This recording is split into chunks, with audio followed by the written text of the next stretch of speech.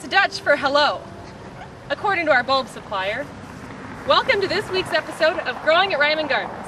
My name's Sarah Rummery. I am the outdoor horticulturist here at Reiman Gardens, and this week we are planting bulbs. The first step to planting a large mass of bulbs is preparing the bed space. We do this by tilling the soil and then raking the beds out to smooth and even surfaces.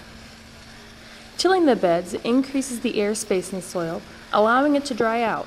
This makes the soil much easier to plant in. If you are planting a small amount of bulbs, tilling is not necessary.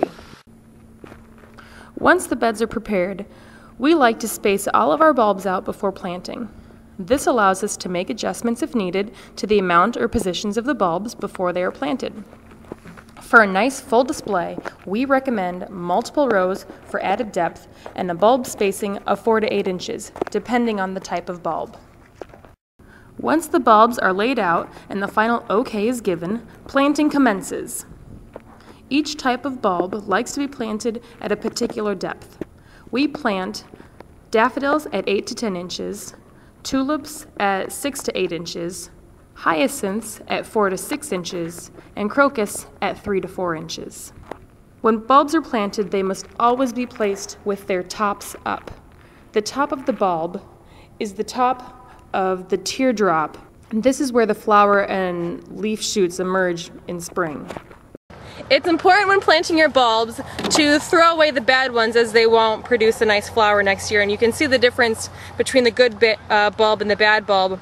The good bulb is a nice white color and it's very firm when you squeeze it. The bad bulbs, they're usually discolored. If you peel this away, you can see where it's rotting and molding, and if you squeeze it, they fall apart and they're very squishy, and you can see the inside is just rotted, and that's not going to produce a nice flower, so you don't want to plant those. For planting, trowels can be used to dig holes and plant. We also like to use a specialized bulb planter that digs, removes, and then pops out a core of soil perfectly sized for tulip bulbs. Also, many home drills have auger attachments that can be used. After planting, the beds must be watered in.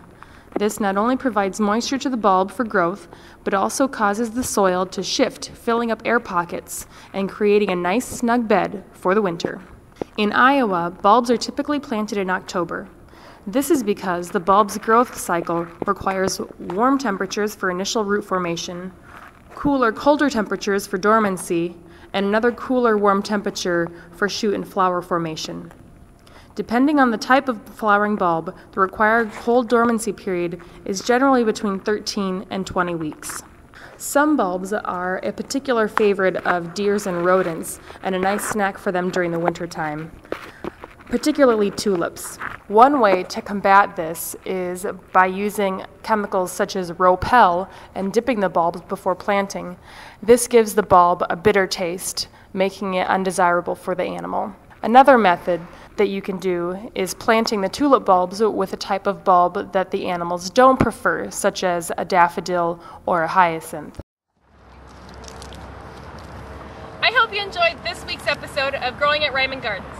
If you'd like more information about Reiman Gardens, you can visit us on the web at www.reimangardens.com. And be sure to come back next April or May and see this bulb display in full bloom.